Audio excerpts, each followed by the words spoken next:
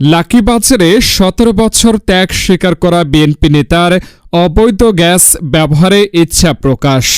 নারায়ণগঞ্জের সিদ্ধিরগঞ্জের লাকিবাজার মোড়ে একটি ৮তলা ভবনে অবৈধভাবে গ্যাস সংযোগ দেওয়ার অভিযোগ। স্থানীয়দের দাবি, দেশের নতুন আবাসিক গ্যাস সংযোগ প্রদান দীর্ঘদিন ধরে বন্ধ থাকা সত্ত্বেও প্রভাবশালী মহলের ছত্রছায়ায় কিছু অসাধু চক্র বিভিন্ন বহুতল ভবনে অবৈধভাবে গ্যাস সংযোগ দিয়ে আসছে। অভিযোগ রয়েছে, হজরত নামে এক কথিত গ্যাস কন্ট্রাক্টর অবৈধ উপায়ে লাখ লাখ টাকা নিয়ে নারায়ণগঞ্জের বিভিন্ন এলাকায় বহুতল ভবনে গ্যাস সংযোগ দিচ্ছে।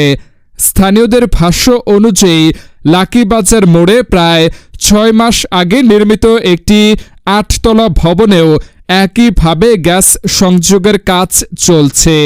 এ বিষয়ে হজরতের সঙ্গে যোগাযোগ করা হলে তিনি অভিযোগ অস্বীকার করে ও পরবর্তীতে দাবি করেন, তিতাস গ্যাস কর্তৃপক্ষের অনুমতি নিয়েই কাজ করছি।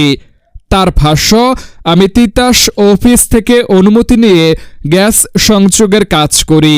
তিতাসের অফিসের কর্মকর্তারাও বিষয়টি জানেন। এদিকে অভিযোগের বিষয়ে সংবাদ সংগ্রহের সময় কয়েকজন ব্যক্তি সাংবাদিকদের মুঠোফোনে নিজেদের বিএনপির নেতা পরিচয় দাবি জানিয়ে কল দেয় এবং সংবাদ প্রকাশ না করার অনুরোধ জানিয়ে বলেন, ১৭ বছর তো অনেক ত্যাগ করেছি, এখন আমরা আমাদের বাড়িতে সামান্য গ্যাসটাও ব্যবহার করতে পারবো না।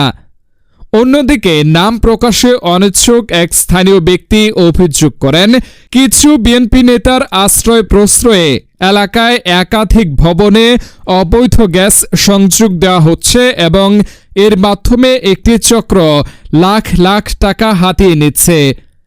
তবে এসব অভিযোগের বিষয়ে সংশ্লিষ্ট বিএনপি নেতাদের বক্তব্য তাৎক্ষণিকভাবে পাওয়া যায়নি।